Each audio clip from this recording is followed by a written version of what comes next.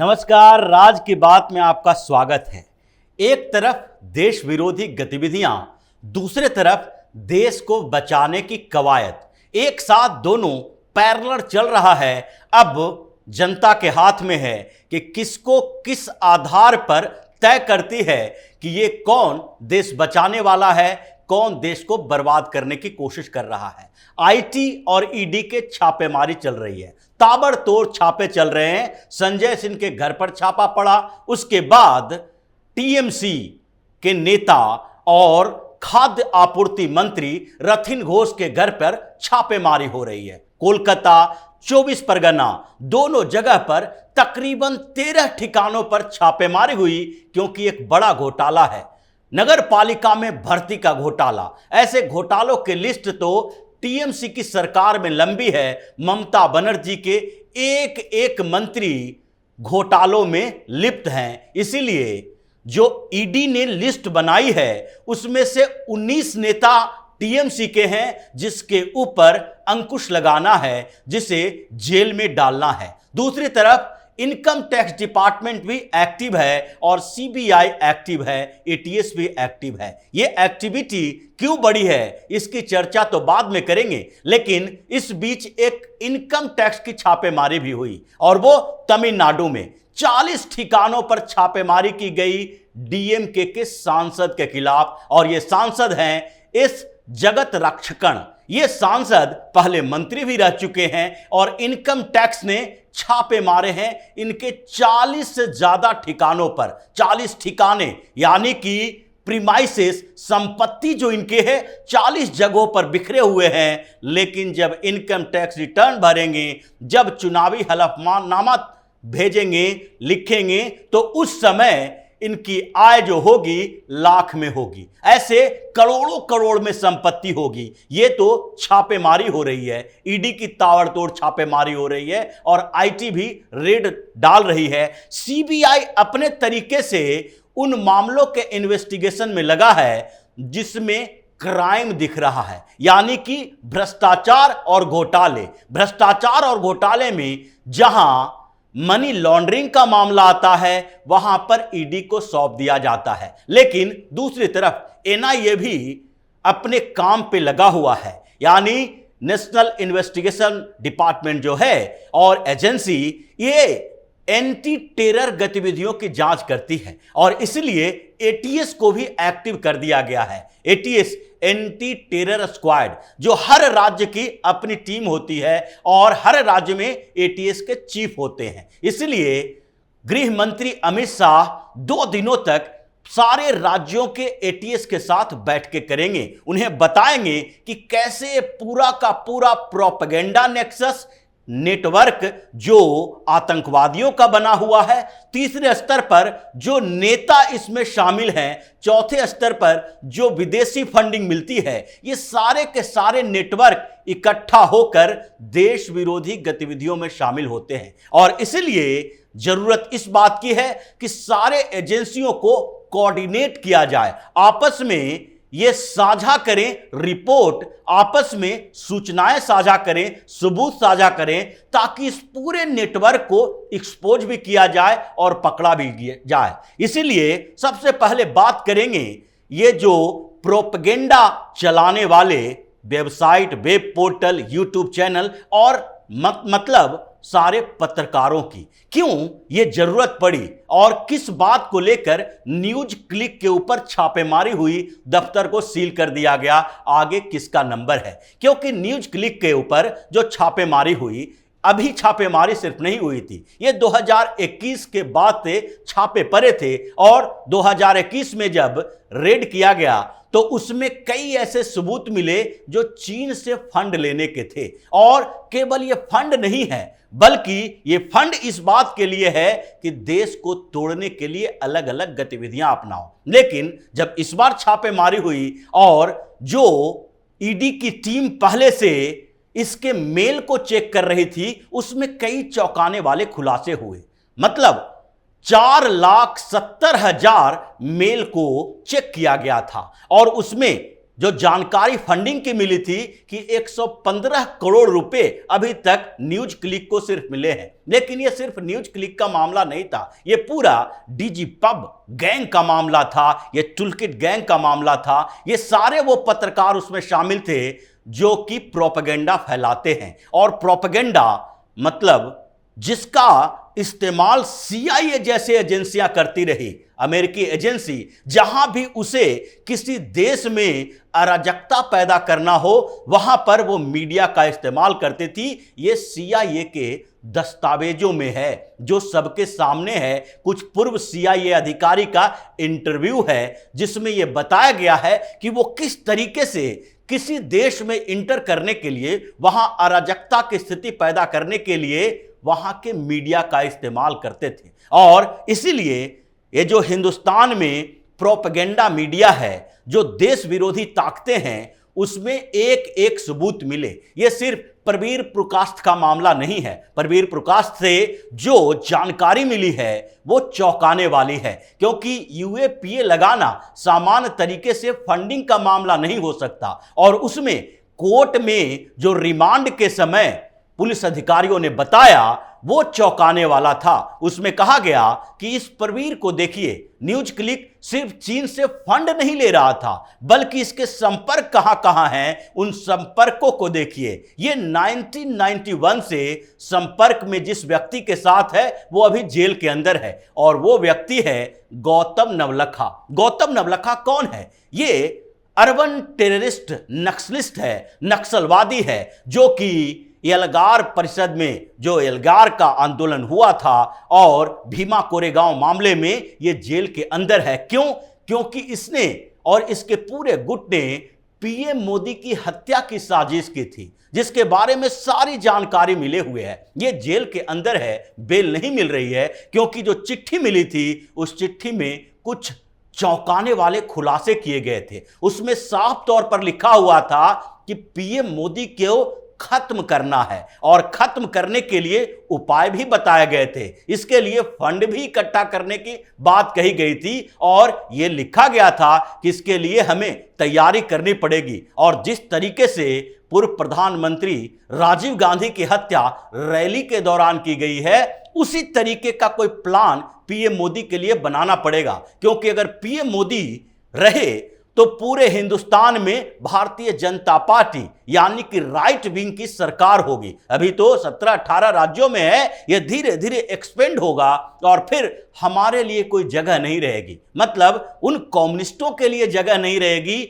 जो चाइना के पैसे से हिंदुस्तान में टुकड़े करने की राजनीति करते हैं। इन लोगों के जो मीटिंग होते थे उसकी जानकारी हुई। मेल में यह भी खुलासा हुआ कि किस तरीके से ये पत्रकार एक लॉबी बनाते थे, और कम्युनिस्ट पार्टी के लीडर भी इसमें शामिल थे। ऐसा नहीं है कि एकमात्र इस पत्रकार की बात है, यहां तो सीमा चिश्ती जैसे इंडियन एक्सप्रेस के पत्रकार की भी बात है, जिसका लिंक इन लोगों से जुड़ा हुआ है। पी साईनाथ को भी इसमें जोड़ा गया है, जो फोर्ड फाउंडेशन के पैसे से बने अवार्ड गैंग का मेंबर है, जिसे मैक्से से मिला हुआ है। और ये सारे के सारे मिलकर अलग अलग तरीके से एक दूसरे को पैसा देते थे और एक दूसरे के लिए काम करते रहे। लेकिन इसमें जो सबसे बड़ा खुलासा हुआ है वो यही हुआ है कि देश को स्थिर करने की कोशिश की जाए, और इसके लिए सरकार के प्रति अविश्वास पैदा किया जाए। और वो कैसे होगा, इसकी पूरी रणनीति बनाई जाती थी कि सरकार को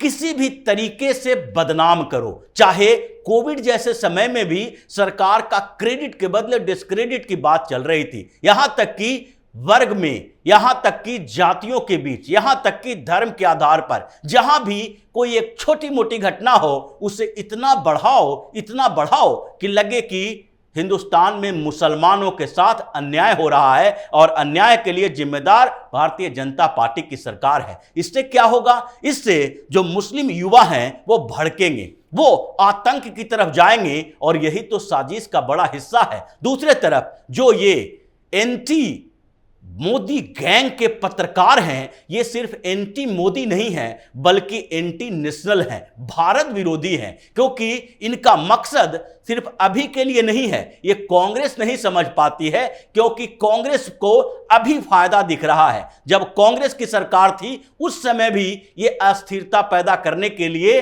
विदेशों से फंड लिया करते थे, लेकिन अभी कांग्रेस सपोर्ट में है, क्योंकि इनको जो साधन इकट्ठा किए जा रहे हैं, जो प्रोपेगेंडा फैलाया जा रहा है, वो भारतीय जनता पार्टी को टारगेट किया जा रहा है, पीएम मोदी को टारगेट किया जा रहा है, और इससे कांग्रेस को लगता है कि हमें फायदा होगा। और कांग्रेस, राहुल गांधी ऐसे लोग हैं जो कि चीन के फंड से अपनी पार्टी चलाने के लिए बदनाम हो चुके हैं, जानकारी पता है और ये पब्लिक डोमेन में है। सरकार ने घोषणा की कि राजीव गांधी फाउंडेशन में कैसे चीन से पैसा आया, यह भी पता चला कि कैसे कांग्रेस और कम्युनिस्ट पार्टी ऑफ चाइना के बीच एमओयू साइन हुआ, इन लोगों को कैसे एक दूसरे से संबंध हैं, और फिर भारत में कम्युनिस्ट जो हैं, कम्युनिस्ट पार्टियां और उसके लीडर, वो तब तो चाइना के साथ ऐसे घुले मिले हैं कि उन्हें भारत को तोड़ने के लिए कोई भी मौका मिले वो छोड़ेंगे नहीं।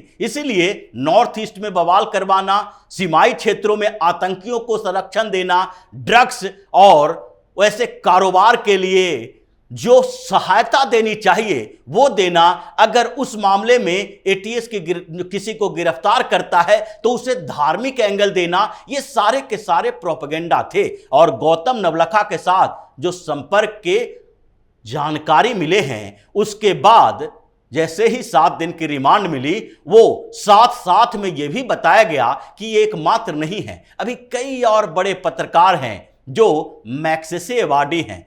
पी साईनाथ जो लगातार देश विरोधी गतिविधियां अपनाते हैं, लेकिन अपने आप को क्या कहते हैं, एंटी एस्टेब्लिशमेंट। जो भी एंटी एस्टेब्लिशमेंट कहने वाले मीडिया हाउसेस और पत्रकार हैं कि हम सरकार के खिलाफ हैं, हम आलोचना करते हैं, वो सरकार के नहीं बल्कि देश के खिलाफ काम कर रहा है। और ये जानकारी मिलते ही ये प्रोपेगेंडा वेबसाइट और यूट्यूब चैनल और पोर्टल जितने हैं उन सब की लिस्ट भी तैयार की गई है। क्योंकि आप देखिए, अभी अजीत अंजुम से लेकर विनोद कापड़ी तक, यहां तक कि रवीश कुमार तक, जिसे मैग्सेसे मिला, मैग्सेसे कहां से, यानी कि फोर्ड फाउंडेशन के पैसे से चलने वाला अवार्ड जो पी साईनाथ को ही मिल चुका है। ये जो प्रवीर प्रकाश का मामला है वो पी साईनाथ से जुड़ता हुआ रवीश कुमार तक आया है कि आखिरकार ये डायरेक्ट नहीं तो इनडायरेक्ट कैसे पैसे लेते हैं। अगर आपको मैग्सेसे अवार्ड मिल गया, करोड़ों रुपए मिले, इसके बदले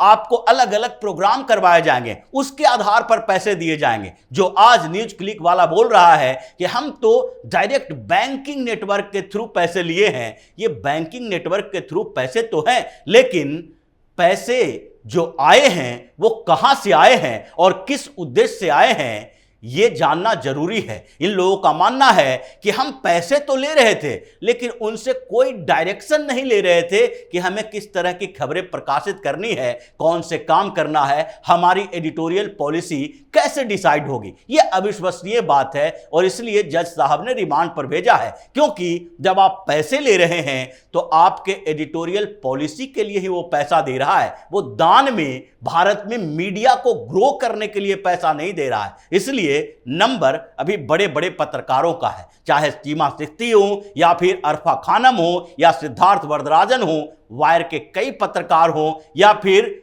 क्विंट के पत्रकार हो और क्विंट हो, उसी तरीके से रवीश कुमार हो, अजीत अंजुम हो, विनोद कापड़ी हो, ये सारे के सारे जो नेटवर्क चला रहा है एंटी एस्टेब्लिशमेंट के नाम पर, जो मोदी के विरोध के नाम पर देश का विरोध कर रहा है, इनके नेटवर्क की तलाश की जा रही है। नंबर इसका भी आना है। और इस गैंग के साथ जो जुड़े हुए कुछ नेता हैं जो मीडिया के नाम पर इन लोगों को संरक्षण देते हैं और इनके साथ खड़े हैं, उनकी लिस्ट तो पहले से ही तैयार है। ईडी ने जो 98 बड़े नेताओं की लिस्ट तैयार की है, सारी पार्टियों के, विपक्ष की कई पार्टियों के नेता उसमें हैं जो घोटालों में फंसे हैं, जो कि उन घोटालों के पैसे से एंटी इंडिया एक्टिविटी भी चला रहे हैं। चाहे टीएमसी के नेता हों जो कि बांग्लादेश से आतंकियों को बुलाता है, और ये सारे के सारे नेटवर्क एक जगह इकट्ठा होता है, क्योंकि इसी का आधार है खालिस्तानी नेटवर्क का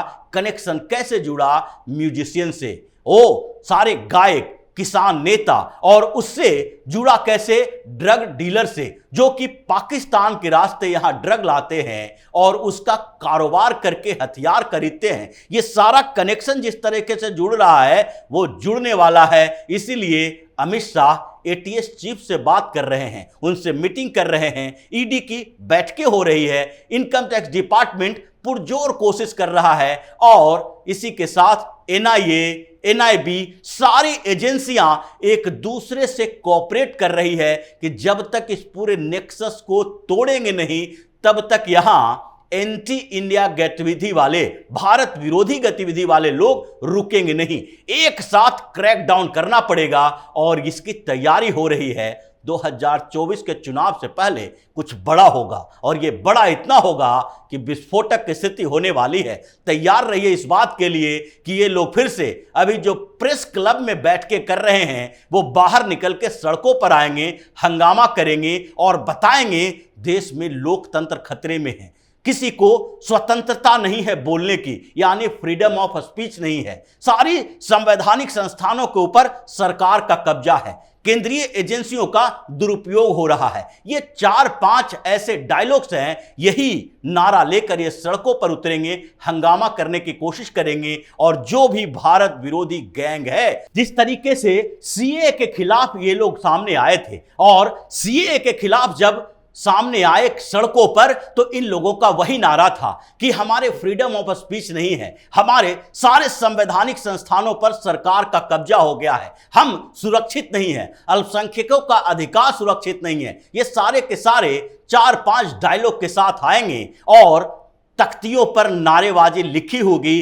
कि मोदी सरकार आने के बाद तानाशाह हो गए हैं, पीएम मोदी तानाशाह हैं। लेकिन इस बीच अब जीत हार का फैसला जनता के हाथों में होगा। देखना पड़ेगा कि कौन देश का भला चाहता है और कौन देश को तोड़ने की कोशिश कर रहा है। तो इसी तरह की खबरों के साथ फिर से हाजिर होंगे, तब तक के लिए बने रहिए हमारे साथ और देते रहिए हमें सहयोग, ताकि इसी तरह की खबर हम आपके लाते रहें।